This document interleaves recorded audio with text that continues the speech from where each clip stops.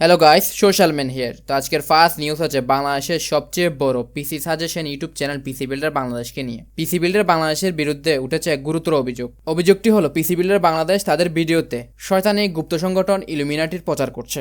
অভিযোগটি তুলেছেন কাউসার আহমেদ নামের এক ফেসবুক ইউজার। তিনি পিসি হেল্পলাইন ও ডিসকাশন গ্রুপে পিসি বিল্ডার বাংলাদেশের একটি ভিডিওর স্ক্রিনশট শেয়ার করেছেন, যেখানে দেখা যাচ্ছে যে পিসি বিল্ডার বাংলাদেশের ওই ভিডিওতে ইলুমিনাটের জনপ্রিয় সান অর্থাৎ ত্রিভুজের মধ্যে এক চোখ দেখা যাচ্ছে। তিনি ক্যাপশনে লিখেছেন, দুঃখ পরাক্রান্ত মন নিয়ে দায়িত্ববোধ থেকে পোস্টটি করলাম। পিসিবিবিডির ভিডিওতে ইলুমিনাটি সাইন কেন, এডিটর কি এ সম্পর্কে অবগত নয়? পিসিবিবিডি টিমকে রেন্ডারিং এর আগে এটি খেয়াল করেনি? পিসিবিবিডি ইউটিউব চ্যানেলের সাথে আছি সে 2015 সাল থেকে, এমন কিছু আশা করি নাই। আশা করি যথাযথ উত্তর পাবো ইনশাল্লাহ।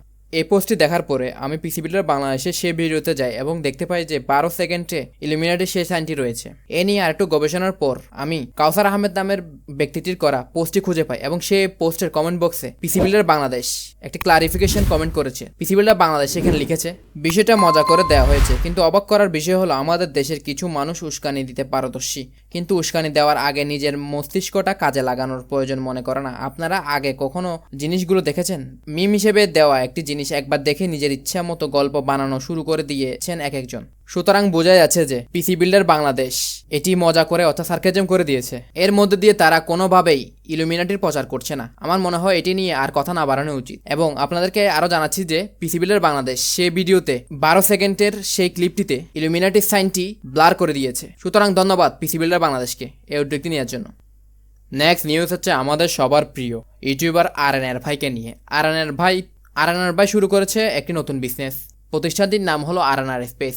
এটি মূলত একটি interior design company. So many congratulation to RNR ভাই। নেক্সট নিউজ হচ্ছে অপু বিশ্বাসকে নিয়ে। একমাত্র বাংলাদেশি অভিনেত্রী হিসেবে ইউটিউবের 1 মিলিয়ন সাবস্ক্রাইবার কমপ্লিট করেছে এবং গোল্ডেন প্লে বাটন পেয়েছেন আমাদের সবার প্রিয় Apu Biswas. So many congratulation to her.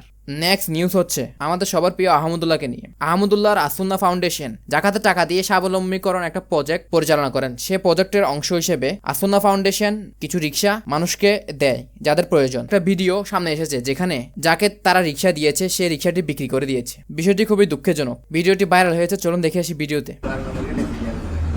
না, এটা তো আর কি বাসুন আপনাদেরকে এমনি দেয়। আসুন না তো টাকা নিবে না, এক্সট্রা কোনো টাকা নেয় না। আসুন না টাকা নেয় না, ওরা গাড়ি এমনি দেয়। আপনি সিরিয়াসলি কিনছেন এটা? কত নিছে মোট?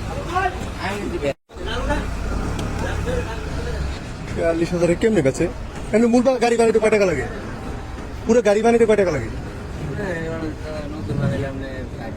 60-65। আপনি কিনছেন 42 দিয়ে, কিন্তু 42 বিক্রি করে তো কথা না। এটা আসুন না, আমার জানা মতে এটা এমনিতে দিয়ে থাকে।